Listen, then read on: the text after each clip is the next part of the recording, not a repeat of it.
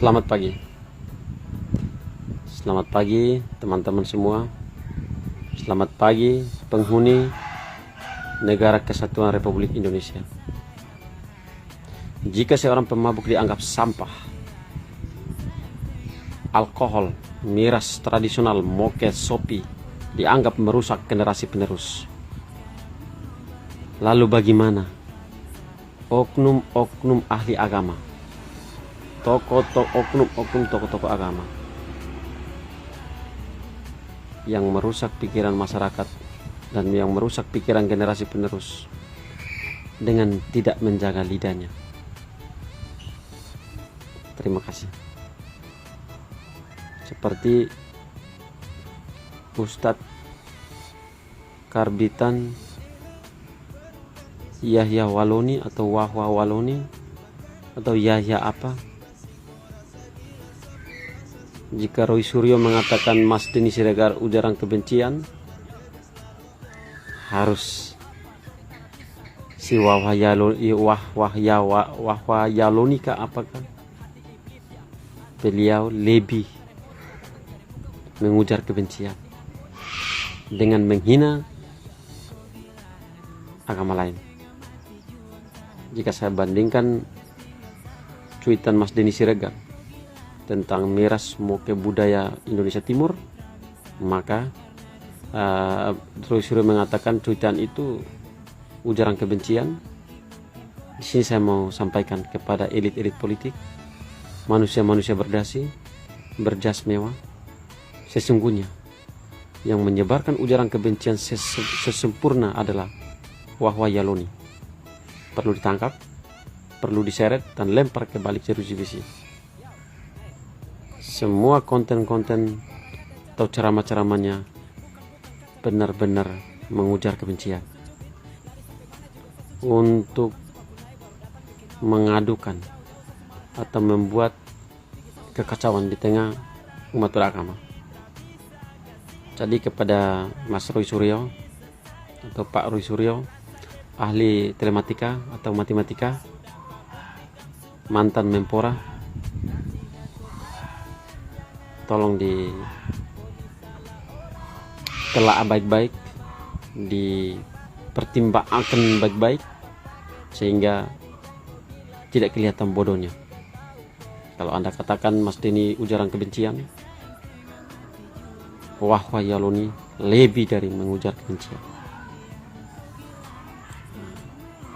Maka saya katakan, jika seorang pemabuk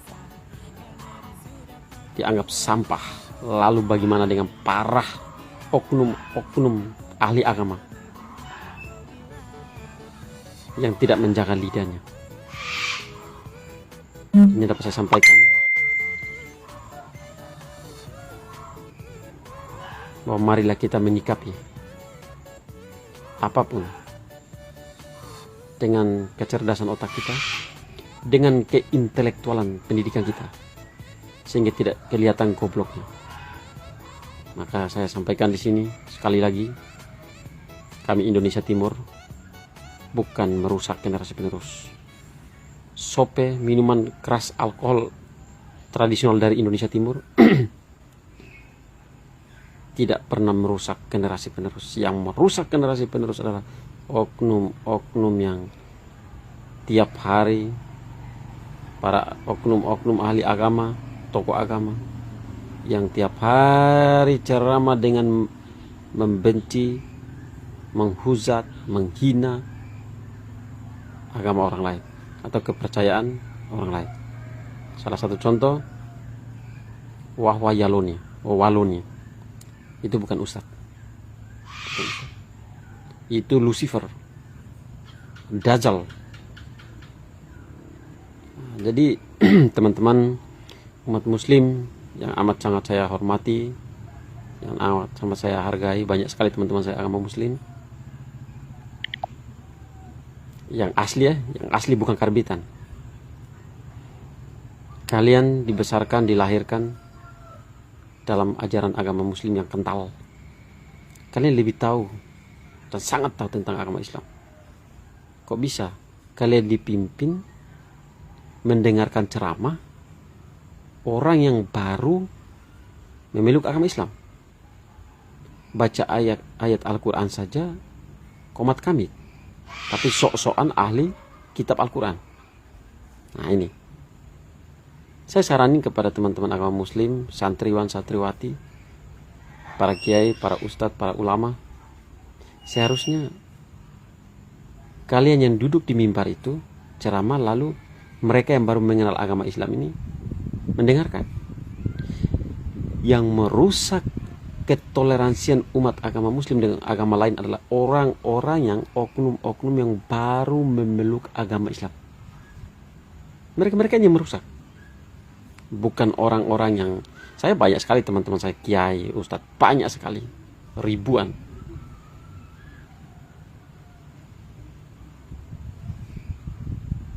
Coba kalian lihat perbedaan antara kiai-kiai, ustadz-ustadz yang benar-benar terlahir dan terdidik di pondok pesantren, lahir datang langsung disambut dengan azan, dengan ustadz-ustadz karbitan yang baru memeluk agama Islam. Coba kalian lihat semua, ikuti semua YouTube-nya si Wahwa Yaloni. Dimanapun dia ceramah, pasti dia selalu menghina agama Kristen. Sedangkan dia sendiri saja baru memeluk agama Islam seumur jagung. Tapi dia sudah berani sesumbar di mana-mana. Ceramah yang beliau sampaikan di mimbar, di setiap masjid ataupun pengajian, itu semua isinya ujaran kebencian. Ujaran kebencian. Saya agama Katolik, lahir dan besar terlahir Katolik Roma. Tapi saya sangat nyaman sekali nonton ceramah-ceramah para kiai dan para ustadz seperti almarhum MZ Ustadz itu, beliau saya lupa namanya. Habis itu almarhum Ustadz Jeffrey Al-Bukhari, dan ada satu kiai dari Bangkalan. Nah, itu nyaman sekali, sejuk sekali kita dengarnya itu, karena mereka menyampaikan ayat-ayat Al-Quran yang sesungguhnya. Jadi di dalam ceramah mereka itu tidak ada sama sekali ujaran kebencian. Itu orang-orang ustadz, kiai ataupun haji yang benar-benar terlahir dalam agama muslim, Tapi yang paling parah ini, ustadz-ustadz karbitan yang baru kemarin mengenal agama Islam, sesumbar kuar-kuarnya seolah-olah dia itu benar-benar ahli kitab Al-Quran. Ini yang oknum seperti ini yang merusak ketoleransian. Oknum-oknum seperti ini yang merusak ketoleransian antara umat beragama. Demi mendongkrak popularitasnya sampai di agama muslim, atau setelah memeluk agama muslim, setelah mengucapkan kalimat syahadah, ceramah yang lain tidak ada. Pasti selalu benci dengan atau menghina, menghujat Alkitab. Makanya saya mau sampaikan begini. Di dalam Al-Quran itu kan sudah tertulis ada Nabi Isa, ada Siti Maryam. Nabi Isa dan Siti Maryam mereka hargai dan hormati, tapi kenapa ajarannya tidak? Nah, ini saya bukannya saya tidak masuk ke dalam ayat-ayat seperti itu, karena saya bukan seorang ahli agama. Saya seorang sopir trek yang merasa prihatin dengan oknum-oknum ustadz karbitan yang mau merusak ajaran Nabi Muhammad. Yang merusak ini bukan kiai, bukan ustadz, bukan dan lain-lain. Nah, ini seperti Yahya Waloni ini. Katanya ahli kitab, katanya profesor lah, inilah apalah. Kalian pernah nonton videonya, kalau tidak salah waktu itu di Aceh, kalau tidak salah saya, atau di Sumatera. Beliau mengatakan bahwa sakit dalam perut ini tidak sembuh-sembuh sudah beberapa hari. Tiba-tiba saja ada umat atau ada santri di belakang mengatakan sudah mau mati itu, sudah mau mati itu, dia jawab apa? Mau penggal kepala, mau bunuh, dan lain-lain. Ini ustadz seperti ini yang umat-umat muslim bangga-banggakan, umat-umat muslim agung-agungkan, undang dia untuk ceramah. Apa yang kalian mau kutip itu merusak toleransi otak generasi penerus yang sesungguhnya. Dia berusaha menjadi seorang yang sok hebat di mimbar, di masjid-masjid atau di haul atau di pengajian.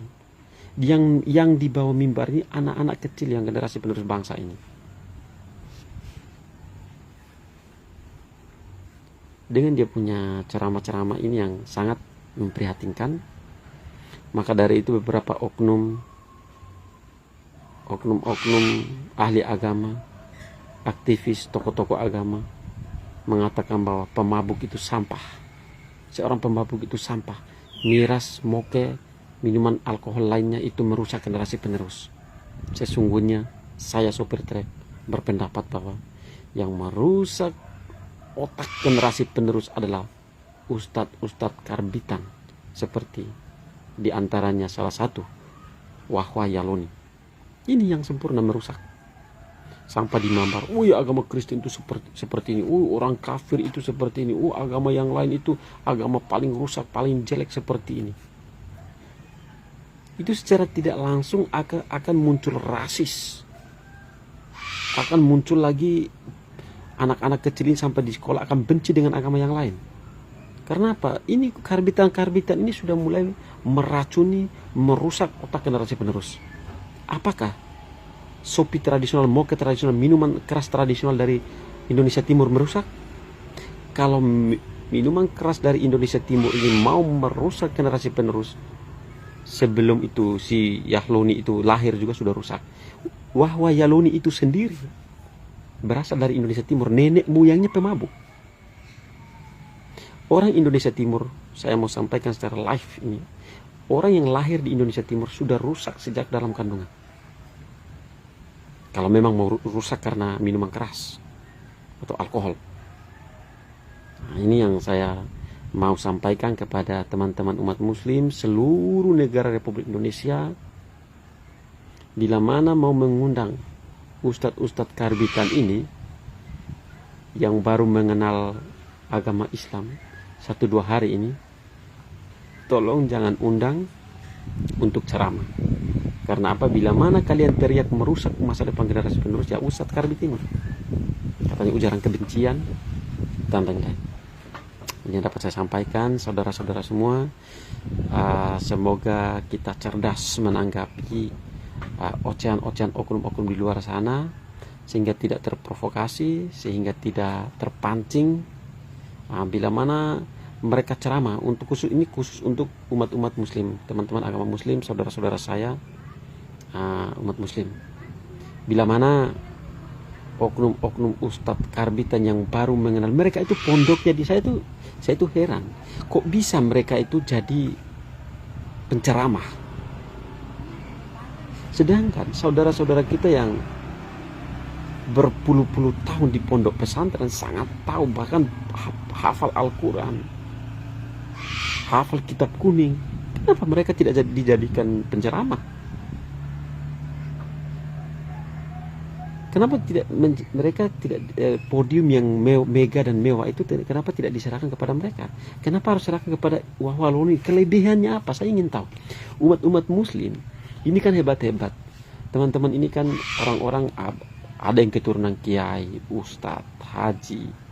Habis itu hampir 99% umat muslim, anak-anak muslim, generasi penerus muslim di negara Indonesia ini semua pada besar di pondok pesantren. Kalian harus lihat apa yang kalian mau kutip, apa yang kalian mau dapat dari seorang Yahya Waloni. Pengalaman apa? Kalau manusia yang biasa, malah manusia normal, kita manusia ini, bila mana kita mendengar sebuah ceramah, sebuah pidato, sebuah penyampaian dari seorang yang kita anggap berpengalaman, kita mau mengutip sebuah pengalaman atau mau merasa termotivasi atau mau merasa mendapatkan sebuah pelajaran yang baru, sehingga kita mendengar, kita mengamati pembicaraannya. Lalu kalau Wahwali Aloni ini berbicara, teman-teman agama muslim, pengalaman apa, pelajaran apa, ataupun apa yang kalian ingin pelajari dari Ustadz Wahwali Aloni ini? Sedangkan dia punya isi ceramahnya semua ujaran kebencian, semua menghina, menghujat.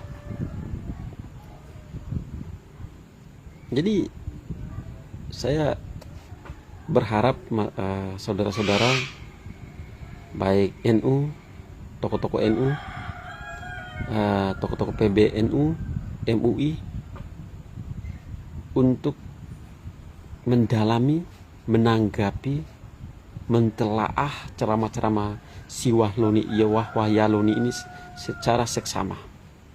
Jangan bertepuk tangan di atas penderitaan agama lain.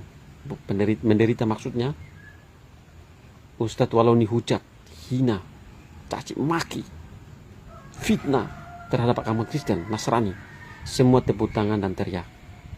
Saya mau pesan kepada Wahwali Aloni, Pak Wahwali Aloni, Anda seorang cerdas, Anda seorang pintar. Satu kata saya ingin sampaikan kepada Anda, jangan pernah bangga dengan tepukan tangan, karena nyamuk mati karena tepuk tangan.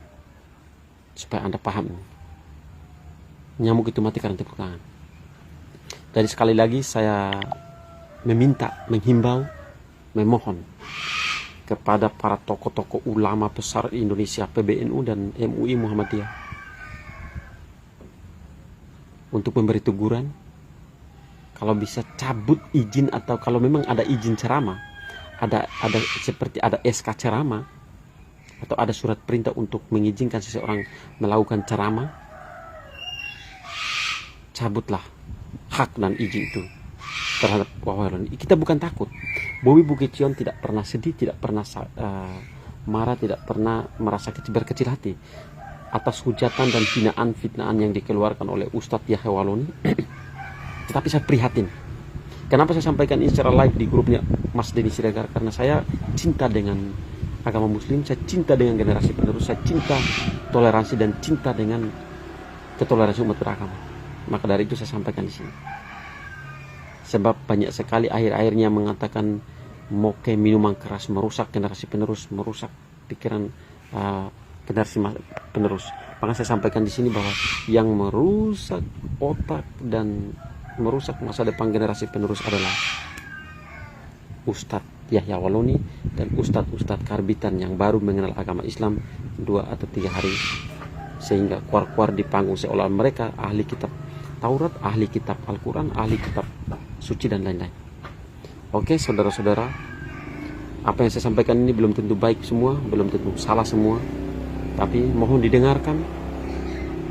Jangan bully saya, jangan hina saya, jangan caci maki saya. Saya bukan mencari sensasi, saya bukan mencari panggung, saya bukan mencari apapun. Saya cinta ketoleransian umat beragama, suku dan ras di negara Republik Indonesia ini. Maka dari itu saya mau mengucapkan terima kasih atas saudara-saudara saya, teman-teman saya sudah meluangkan waktu untuk mengikuti video live streaming saya ini. Semoga saja bermanfaat bagi kita, dan semoga saja bermanfaat bagi ketoleransian umat beragama di NKRI ini. Sekali lagi saya katakan, bila mana seorang pemabuk dianggap sampah, lalu bagaimana oknum-oknum ini yang tidak menjaga lidah, mengujar, menghina, menghujat agama lain. Sampai jumpa. Salam buat teman-teman agama Kristen, salve buat teman-teman agama Katolik. Assalamualaikum warahmatullahi wabarakatuh buat teman-teman agama Muslim. Om Swastiastu buat teman-teman agama Hindu. Namo Buddhaya buat teman-teman agama Buddha. Salam sejahtera, salam kebajikan buat kita semua. NKRI harga mati.